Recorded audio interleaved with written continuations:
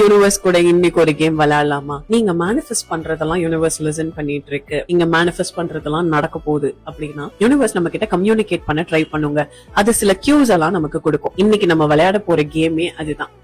7 விஷயங்கள் நீங்க நோட்டீஸ் பண்ண போறீங்க. நீங்க ஆல்ரெடி ஒரு விஷயத்த மேனிஃபெஸ்ட் பண்ணிருப்பீங்க. ஃபார் எக்ஸாம்பிள், எனக்கு வந்து இவ்வளவு வெயிட் குறைக்கணும் அப்படின்னு சொல்லி மேனிஃபெஸ்ட் பண்ணியிருந்திருக்கீங்கன்னு வச்சுக்கோங்களேன். யூனிவர்ஸ் நமக்கு சைன் அனுப்புதா அப்படின்னு நம்ம செக் பண்ண போறோம். இன்னைக்கு டேல நீங்க உங்களோட டெய்லி ஆக்டிவிட்டிஸ் செஞ்சுட்டு இருக்கும் போது போற வழியெல்லாம் நீங்க பாக்குற விஷயங்கள்ல இருந்து 7 விஷயங்களை 7 கியூஸ நீங்க தேடி கண்டுபிடிக்க போறீங்க. ஃபார் எக்ஸாம்பிள், நான் இப்ப சொன்ன மாதிரி தான், வெயிட் குறைக்கணும்னு நினைக்கிறீங்க.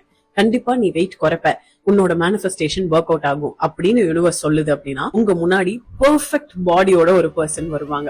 ஆணோ பெண்ணோ யாரோ ஒருத்தவங்க செம்ம ஃபிட்டா இருப்பாங்க. அவங்கள பார்த்தாலே உங்களுக்கு தோணும் ஃபிட்னஸ் ஃப்ரீக் அப்படின்னு சொல்லி. அது வந்து யூனிவர்ஸ் உங்களுக்கு அனுப்பக்கூடிய ஒரு கியூ. என்ன கியூ அப்படின்னா, வெயிட் குறைக்கணும் அப்படிங்கிற உங்களோட மேனிஃபெஸ்டேஷன் ஒர்க் அவுட் ஆக போகுது, இந்த சைன் எடுத்துக்கோ அப்படின்னு சொல்றது. இந்த மாதிரி உங்களோட ஏதோ ஒரு 7 மேனிஃபெஸ்டேஷன் ஒர்க் அவுட் ஆக போகுது அப்படின்னா யூனிவர்ஸ் உங்களுக்கு கியூஸ் கொடுக்கும். ஆனா அத நீங்க தான் தேடி கண்டுபிடிக்கணும். நீங்க போற வழிய